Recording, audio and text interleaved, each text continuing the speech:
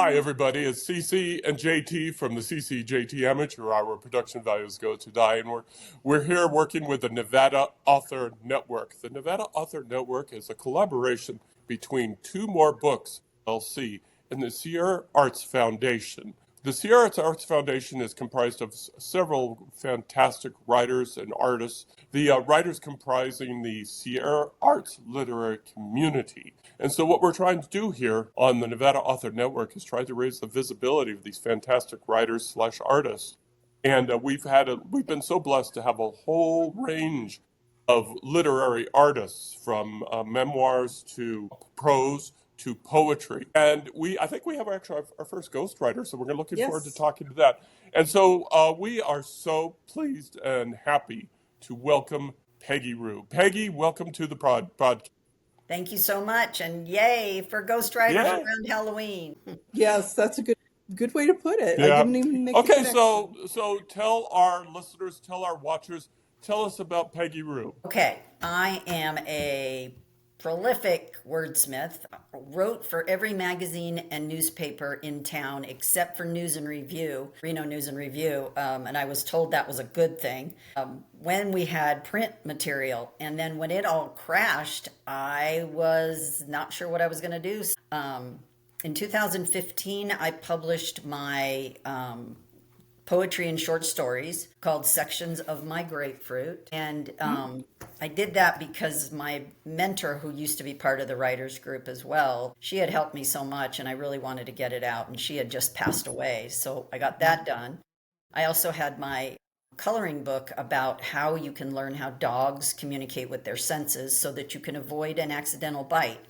And all dogs can be biters depending on the situation. And the dog is always the one who gets blamed because they can't say, hey, that kid just poked me in the eye or pulled my tail. And so I became a voice for the voiceless for dogs. And so I also have an eclectic group of wordsmith offerings, like taglines and little articles to put in a private newsletter, like HOAs.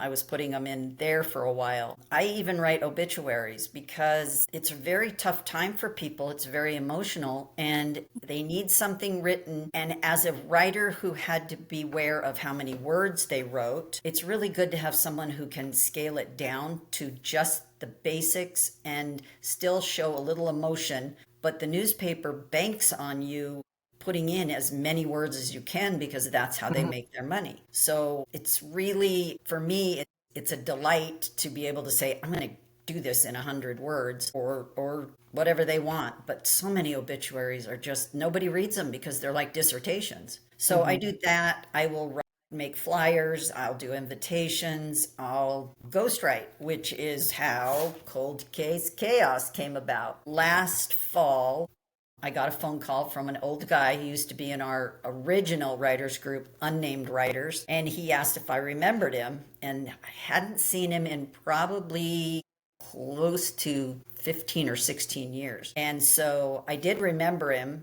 And so we met, and he had an idea for a murder mystery. It was a semi-autobiographical. And so when I met with him, he just wanted me to ghostwrite. Great. But all he had was 16 handwritten pages of notes. And that's how I was supposed to write the novel. And I'll tell you, I struggled for a while because I'd never written a novel, although I've ghostwritten, I've done so many other things. So I decided I would dive into Glassport, Pennsylvania, and do as much research as I could. I pulled little pieces of history. I pulled everything that would make you feel like you were in Pennsylvania. And then I had to create characters. And then the thing that I came up against was the timeline, because the story started in like 1930 and he wanted it to end like this year. And I thought, those people are going to be 100 years old. And Boy. so I had these big storyboards that I had to make, and I kept backing up the timeline little by little, and it was just driving me crazy because I had to make sure that this older guy that was the bully was older than the victims. So I had to like create their birth years and and what age they would have been in high school. And it was a journey I have never been on, and I just went berserk and ended up with a novel, and I got it done in 4 months. And Wow. I don't even know if it was really all me in that but it was a magical experience because I'd never written murder mystery, and to create the basically the whole thing was another. And but I took it on as any other task or job that I had gotten, and I probably could have made it longer, maybe a little more in depth, but he was chomping. He wanted it done now because he's 87 and he thinks we're going to get rich tomorrow. So there was a Hey, lot of it could happen, and luckily for me and him, we got a call yesterday from Barnes and Noble, and they are having our book signing on January 3rd. And we said, congratulations. yeah, and at first it was like, really? I have to wait till January because I had talked to this guy several weeks ago. And when he called me yesterday, he said, I know it's a long ways out, but we sell $100,000 worth of gift cards a year. I mean, at Christmas, just at Christmas. He said, that's a great weekend to be here. They're going to be coming in and shopping. I said, okay, we'll be ready. And they are so welcoming to all of us. And the other thing is they pay you for your books at the end of the day. I was shocked. I was shocked. So yeah, they were very welcoming, and I was really excited to tell Conrad because maybe in January we'll be millionaires. What you were saying was fascinating, working with Conrad and everything, and working with obituaries. So, maybe ghostwriter isn't maybe the best description, maybe a voice for those who can't speak for themselves. How does that responsibility weigh on you when you are doing this work for other people? Well, and it's funny because about when we were probably 80% done, he looked at the book when I brought it to him, and he goes, I think you're a co-writer now. It's like, yes, I am. But I wasn't going to take it from him because he paid me to do all that work, and it was very fulfilling. What happens for me is it's like being a voice for the voiceless of the dogs. The dogs can't talk for themselves, so I'm going to represent them. It's like all of the nonfiction articles that I wrote for every magazine in town and in paper. I wanted to tell your story. And my tagline is, let me toot your horn. And I want people to see the best of you from me because maybe you're not sure how to do it. Because not all of us, I mean, if you're really arrogant and a pompous butthead, you can, tell everybody how great you are.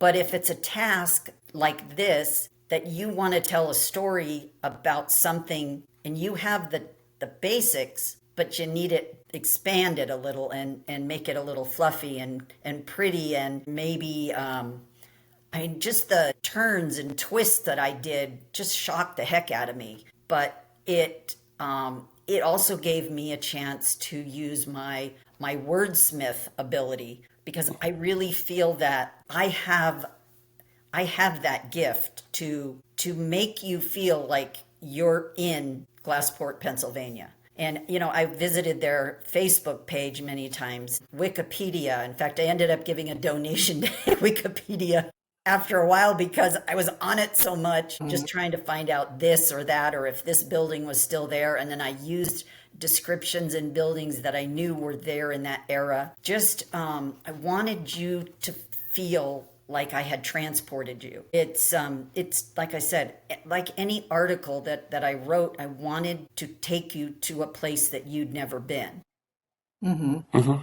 And hopefully you enjoyed it. So you mentioned that he at one point said that you were more of a co-writer than a ghostwriter. So for someone who has never done either, type of writing previously, what would be the difference between a ghostwriter and a co-writer? The ghostwriter is I write it, I create it, you sign it. So I could, make all your flyers or tell your whole story, but it's your story. I am just the vehicle where it came from. So, but because I had to create so much of the characters and the environment and I wanted the landscape. I mean, it became part as a character because I put in my dedication to him, I might read it to you, that the landscape can be very bossy, just like it is here. We never know what kind of day it's going to be. And it really, it showed up many times in the story because Pennsylvania can be rainy and windy and cold and whatever. And so I wanted people to feel that and hope they enjoy it because it's a wild ride. I think it's a Mr. Toad's wild ride. So I had our co-writer Linda Bailey. She had read a couple chapters and she sent me back this scathing. She beat me with a stiletto because she's a romance writer. Said, "You've got to do this, you've got to do that." And it was like, wow, I really needed that because a lot of times you're on your own. You don't have a lot of support or help. So without her, I think it would have been totally different. That's kind of when the adrenaline kicked in and I just took off. So I really appreciate what she did. And I was going to ask about that because I've read New England prose. I'm a fan of New England prose because I like the atmosphere. I like the I like how do I say this? Wet seasons? I don't know. Yeah, As I was it's reading, so you different. provided us. Pardon me. It's so different than here. Oh yes, Yes. absolutely. It's a different world.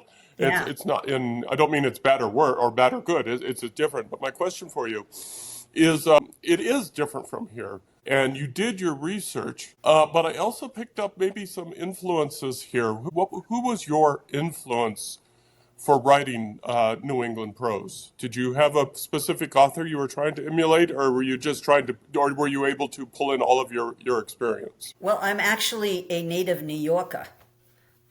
So that is still ingrained in me. I still feel everything, and I've been gone. My mom moved us here in 63, but I still have this genuine, it must flow through my blood or something. I don't know. It is a very, very favorite spot of mine too. So I did not have any examples of anything. I just winged it. No, no, that's fine. That's fine. And since you write so many different things, you do nonfiction, you've done fiction now, you've done poetry. Is there a favorite format that you like to write in? Do you have a specific type of poetry, or do you really like the kind of I don't know, the immediacy maybe of doing something that's more journalistic? Ugh, that's hard because I have such a right brain, left brain that, and my husband always tells people it's got to be really scary in there. Because Yeah, we because don't know anything about that. no. But if you read some of my poetry sometime, you'll go, what did she mean? Because if you say, I love birds, and I'll say, oh, I wrote a poem about that. Or foster kittens, oh, I wrote a poem about that. I do not have any traditional poetry, but it's funny because I learned, I don't know how many years ago, I was looking through my poems and I realized I had written some traditional poetry and didn't even know it. And so that was like so exciting that it does work. Poetry comes out of me really easy. But what I really like, and it used to be funny with Linda and I, because we used to be buddies back with Unnamed Writers 25 years ago, is romance. You write as many words as you can. And I would be writing haikus with 17 syllables. And I always thought it was just as much a challenge, if not more, to write less than write more. Mr. and Mrs. Moore. So I love a haiku. I love the challenge of a haiku because it makes you think, it makes you count, it makes you bring in I always make sure that mine have an element of nature. Although haikus have gone by the wayside, nobody seems to agree on if there's a real method anymore. But yeah, I love that. But now that I've written Cold Case, I have another back east story that I think I'm going to have to write because I've been trying for, probably 20 years to write my grandma and grandpa's story. But now I realize it doesn't have to be true. It can be fictionalized because they owned a newspaper on Long Island for 8 years. They were married 55 years, and they did the whole 8-page newspaper by themselves before there were computers. Grandpa would be there typing, Grandma would Right. be there proofreading. So she was the one that taught me proofreading, which I thought it's a magical skill. It can also be a detriment, like when you're watching TV and you see a misspelled word, it's like, "Ugh, I can't stop it." The journalism is in my bones, and I'm the only one out of 26 grandkids that did journalism. And it just came so naturally that just let me toot your horn. And I do. There's just been so many great businesses and places that have invited me in. And because I want to get to know them, like one of my editors told me probably 20 years ago, don't waste your time going to visit them. Just do the interview over the phone. I said, I can't. I got to go. I got to get the feeling. I want them to show off whatever they're doing. Like years ago, I did a story about the piston bully, which is the ski resort grooming machine. It was so fascinating. And I got a little piston bully. But it was amazing to hear that they moved that, why they moved that company to Reno. And there's so many reasons. And I didn't even realize it. I've been here since 63 and never really understood the reasons why people move here. But we do have an amazing opportunity. So just listening to your wide experience over the written word has just been fascinating. But I want to shift over to the pets and dogs, specifically dogs, because as you said, dogs can't speak for yourself, and you are actually the second local writer that we've had on the podcast of dog trainer, and whose name I can't remember. Kendall Brown, I believe. Kendall Brown, who is in Carson City. You both both of you share that same very positive attitude about dogs, and you all have a very realistic attitude, one that we share, that dogs are going to dog. It's the people that need the training more than the dogs need the training. So tell us about, I don't want to say mission, but maybe that is the right word. Yeah. Tell us about your mission to help people realize that maybe the problem isn't at the distant end of the leash, but it's the hand holding the leash. Exactly. And it all started back in 2012 when dog bite reports were going up and every pit bull was getting blamed. It seemed to only be a pit bull that was biting people, which is insane. So the Humane Society actually came to me and said, we need to write a dog bite prevention coloring book so people will learn. So I worked on that thing for months, and it just happened to be in June when school got out. I called every college, every high school, everything, trying to find a local artist who would want to draw my pictures. I couldn't pay anybody. I couldn't find anybody. So I ended up getting my images from Shutterstock, which was very affordable. But I wanted to make sure that every single dog was represented, and I can get a copy and show you in a minute, because every dog can bite. We had a dachshund who loved everybody, but if you rode a bike by him, he was going to take your shoe off. So, and it depends on what you smell like. If they've got a toy in their mouth, if they're old and they can't hear and they're sleeping, if they've got a litter of puppies. I want people to understand how dogs are communicating and saying, back off, let me think about it. The problem is I couldn't get anybody to open the book and read it. And let me back up. As soon as I was finished with that book, Humane Society said, it's too big. So it was like, shoot. So I have, since 2012, published over 21,000 copies, self-published. And during COVID, I've given so many away. And during COVID, we went to every essential worker business, first responder, hospitals. We even shipped boxes of them to hospitals that were highlighted on the news, just so that people would have something to maybe make them smile, because just opening the pictures and looking at them, it just makes you smile because you go, that looks like my dog. Oh, that looks like my dog. So, and then I realized that year that it wasn't the dog bites that were increasing. It was that Washoe County had changed the policy that any animal bite that was treated by a doctor or a hospital had to be reported to Washoe County Animal Services. So it wasn't that the bites were increasing, it was that the reports were increasing because of the law. But Right. still, pit bulls were getting all of the crap. And Mm-hmm. I still to this day promote, but I'll have to send you, but I just got my podcast from a gal back east who does dog training. And Mm-hmm.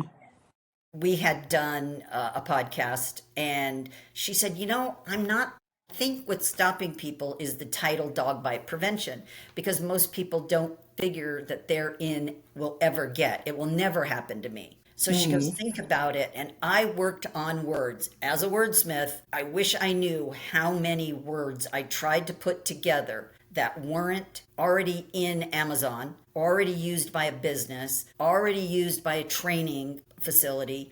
And so I ended up coming up with canines, community, and you. Don't be scared, be prepared. And Mm-hmm. because then people could look at the bottom as the tagline of learn how dogs communicate with their sponsors or with their senses. I'm sorry. And it's been a lot more popular now. So now if I can just get Amazon to change it, but they're very hard to deal with. Good So luck. they're like, yeah, it's interesting. It's So, always a challenge. oh my gosh, yeah. So that was my mission, was I was going to make sure that dogs had a voice from somebody. Mm-hmm. And it was so funny. I went in to get my teeth cleaned the other day, and my hygienist was one of my biggest fans. She loved the book. And she said she was at the marina, and this little kid or somebody was trying to touch her dog, and she went in on these people. This is Yes. what Peggy says. Don't do that. Don't touch the dog. Ask permission. See if the Mm-hmm. dog is friendly. Even if dogs aren't friendly, people still walk them at the marina, which is Mm-hmm. just dumb. And so I said, you are just a hero for a dog for using all the things. And I could tell she had read the whole book. Her and her kids always Mm-hmm. read and color, but she was just after these people because they did not have a clue about the Right. dog. It's universal. Mm-hmm. It's because they're the ones that are going to get blamed, and they get put in quarantine and they get put down and whatever. And maybe there are some really bad issues, but I think if we tried to understand each other, we could resolve a lot. And there are so many options and resources in the community for people to learn about dogs. And Mm-hmm. I've also, just so you know, have been in rescue for over 40. And I lost count, but I think I've touched the lives of at least 4,500 animals in the last 40 years. I mean, that goes Nice. down to rehoming an iguana, a horse, a bunny, so many dogs. The summer Wow. of 2010 was our foster kitten season. We had 17. We only kept one, and he just passed. He was 15. He was amazing. But yeah, it's the human canine communication. I meet so many amazing pet owners, but Mm-hmm. then there's the people that just have a dog. Right. And yeah, the leash and the Mm-hmm. extender leashes are a real culprit because you get tangled up. They can actually cut an arm off or a finger Mm-hmm. if they're pulled tight enough. But it's back to that personal preference and how much do you want to be schooled. Right. So, since you do have so much experience with animals, aside from this coloring book that you've done, do you have any other plans to write stories related to animals or maybe a children's book about animals or something like that? I have wanted to write a series, and COVID really knocked me down personally and creatively.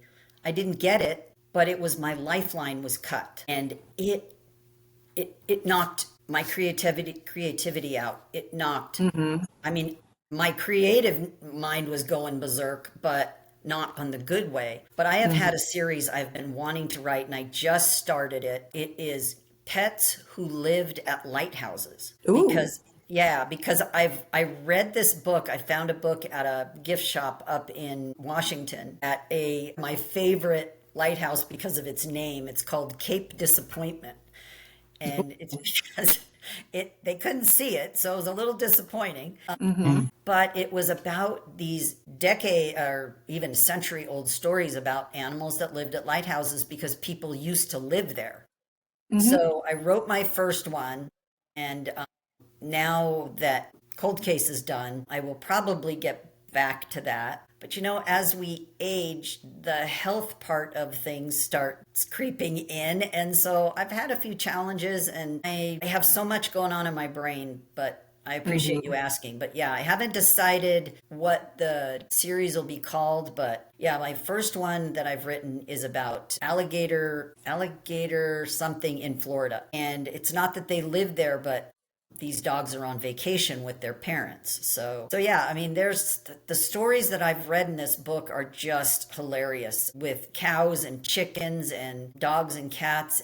It's just amazing. And the other part of it is I always loved the baby Muppets. I don't know if you guys remember the baby Oh, yes, Muppets. Muppet Baby. Yeah, Muppet Babies. And you only saw the feet of the people. Well, Mm-hmm.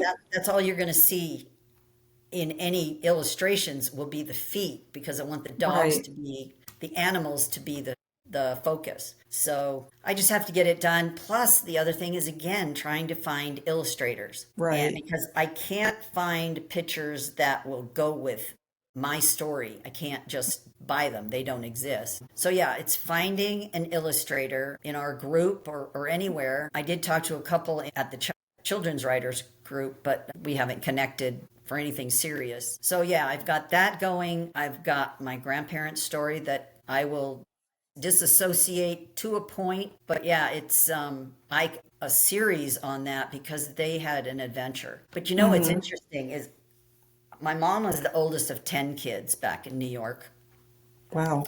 and not all the siblings are happy about me writing this because they Mm-hmm. all have a different opinion of grandma and grandpa. So, Yep. like my mom was the oldest of 10, my aunt is the youngest, and she didn't like my mom. And it's like, oh God. So it will not include them. It will be my story. And Mm-hmm. being fictionalized like Cold Case, I can do what I want with it. It's just getting it going. Yep, So, Right. absolutely. Hey, it's your story, so you can do with it as you wish. And yeah. I have to say, this has been one of our more fascinating podcasts, and I wish we could go on for hours because it sounds like you're just a font of information. But for now, Peggy, why don't you tell us where we can find you on the World Wide Web? Well, I did just take my website down because it was just a pain in the butt. But I'm on Facebook under M Peggy A Rew, Rew. My email is rewcrew5 or they can call me at 775-830-0982 or find me at the Sierra Arts Literary Community. And don't forget, we have our book fest on October 11th. So Yes. Yes, we're and we'll be excited. seeing you there. We may not have a bunch of food trucks because Linda and I have been busting our butts, but we will have fun. Yep, we're going to be there.